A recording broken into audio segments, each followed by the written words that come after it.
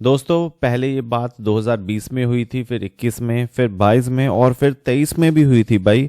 और अब हो रही है 2025 में। तो दोस्तों जैसे कि आपको पता है, बहुत ही बुरी हालत से, बहुत ही जो कहते हैं दुख भरे हृदय से भाई मैं बताना चाहता हूँ कि जैसे कुछ अनफॉर्चुनेटली बच्चे जो हैं गुजर गए हैं भाई। और कैसे गुजरे हैं? वो कफ सिरप पीने के बाद गुजर गए हैं राजस्थान और मध्य प्रदेश में। तो भाई हुआ क्या है, क्या क्या कारण हुआ कि बच्चों को अपनी जान गंवानी पड़ी? तो आज इसी में ही बात करेंगे। तो भाई बात करते हैं मेडिसिन की। सबसे पहले तो मेडिसिन कौन सी थी, जैसे कि आप यहाँ पर देख सकते हो भाई, ये मेडिसिन थी।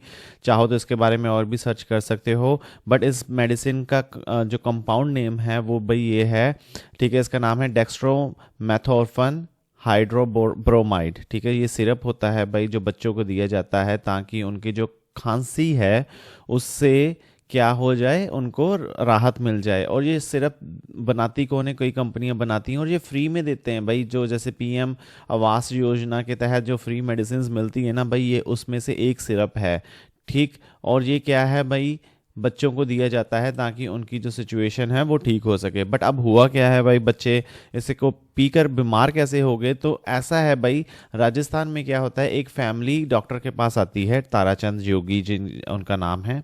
तो आकर उनको कंप्लेन करती है भाई कि जो उन्होंने सिरप दिया है, बच्चों को लेकर दिया है, ठीक है, डॉक्टर साहब ने जो बच्चों को सिरप दिया है, उस सिरप को पीने के बाद जो बच्चे की कंडीशन है बहुत ज़्यादा ख़राब हो गई है।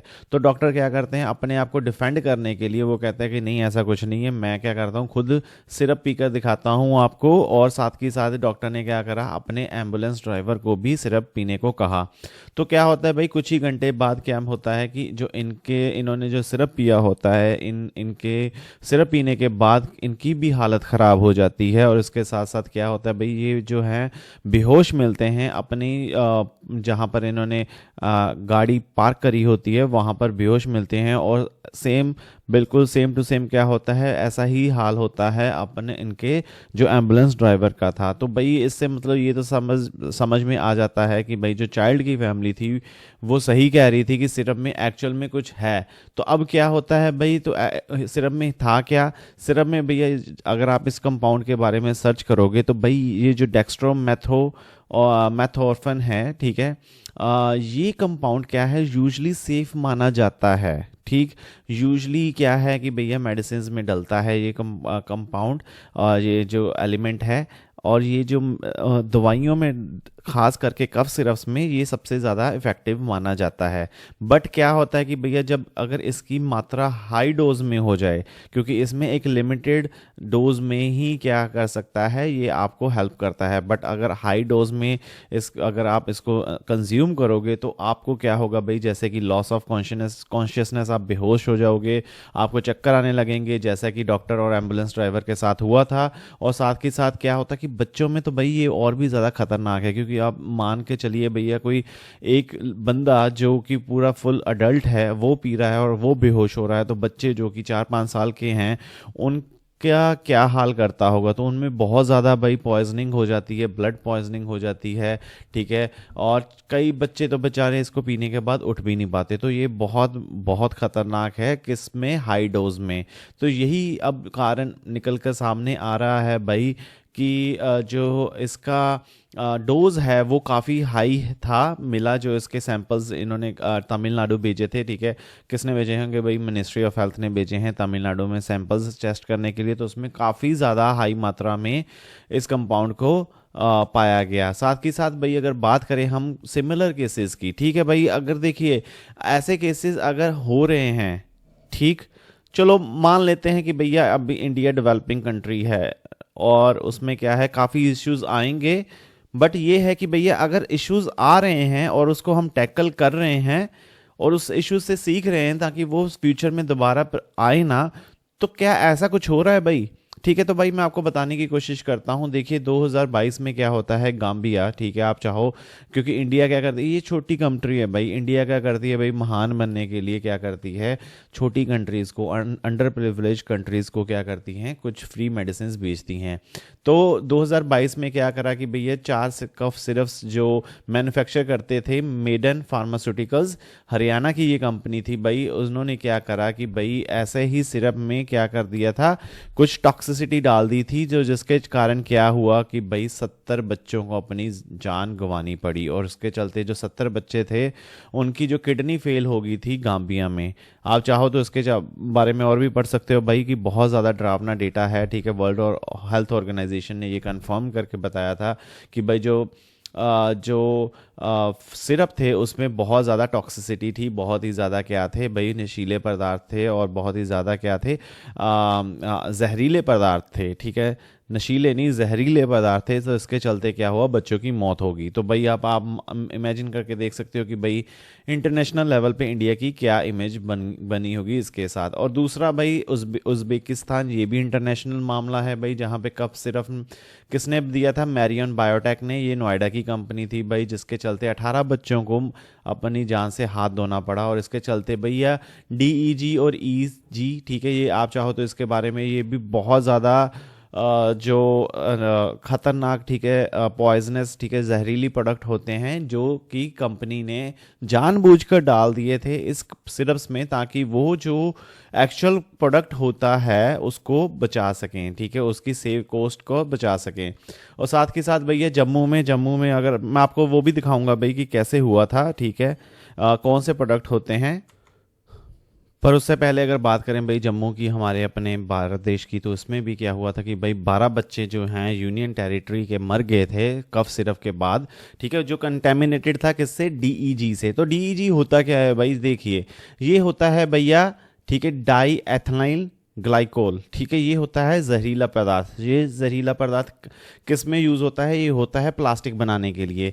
और इसका सेम टू सेम भैया ये देखो, अब इसमें और इसमें अगर आपको मैं एक ग्लास में दोनों डालकर दूं, तो आप इसमें आइडेंटिफाई कर पाओगे भैया कि कौन सा जहरीला है, कौन सा ये प्रोपिलीन ग्लाइकोल है, नहीं कर पाओगे भाई, क्योंकि इसमें बहुत सेम होता है।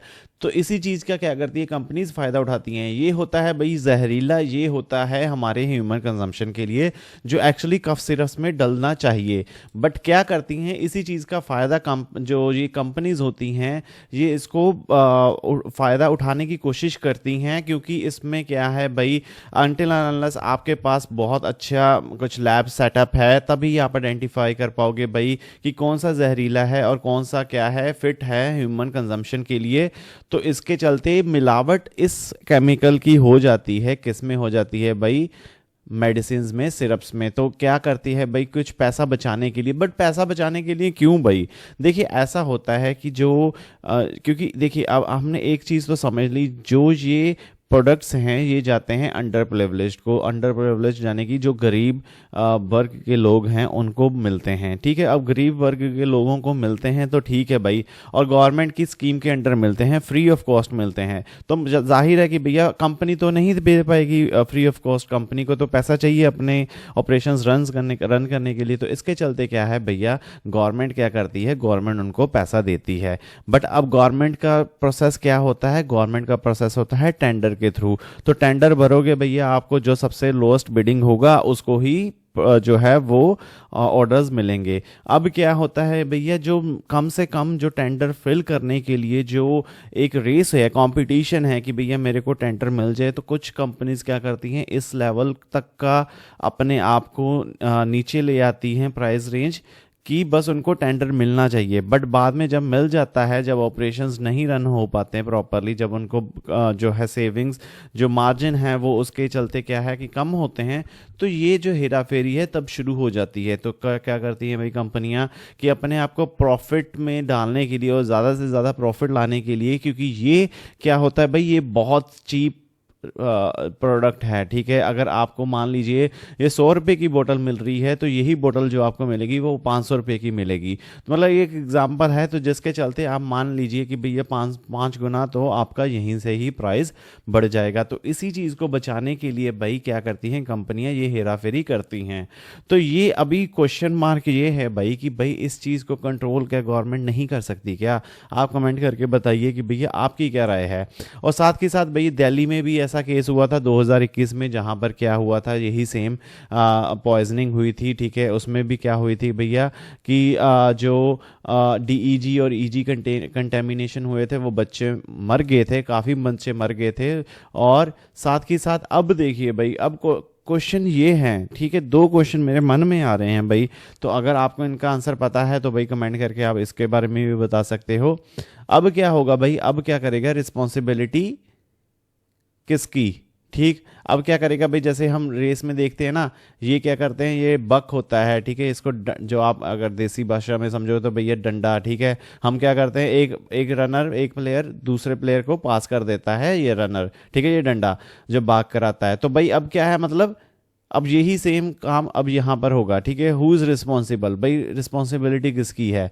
अब कौन अकाउंटेबल है इस चीज़ का, ठीक है, सरकार है जो कंपनी है। अब क्या करेगी भैया, अगर आप कंपनी से पूछोगे तो भैया वो कहेंगे कि सरकार ने हमें पैसे बहुत कम देते हैं, इतना कंपटीशन है। सरकार कहेगी भैया कि हम तो भैया ऑलरेडी हमने जो टेंडर तभी फिल करा था, इन्होंने बुक करा, ठीक है। बट क्वेश्चन मार्क भाई ये बचता है जिसका आंसर कोई नहीं करेगा कि भैया जो बच्चे मर गए उसका कौन रिस्पॉन्सिबल है, ठीक है। अगर आपको कुछ है आइडिया भाई इसके चीज़ के बारे में तो भाई कमेंट करके ज़रूर बताइएगा। मैं आपकी जो थॉट्स है वो ज़रूर पढ़ना चाहूँगा कि भाई आपको क्या लगता है। बट भाई ये फैक्ट्स और जानकारी की ये यूट्यूब वीडियो आशा करता हूँ आपको अच्छी लगी होगी। अच्छी लगी तो भैया बहुत बहुत धन्यवाद। आप हमेशा हंसते रहें, मुस्कुराते रहें, और साथ ही भाई वीडियो को लाइक और चैनल को सब्सक्राइब करना मत भूलिएगा। हम ऐसे ही इंटरेस्टिंग वीडियोज़ के बारे में बात करते रहते हैं।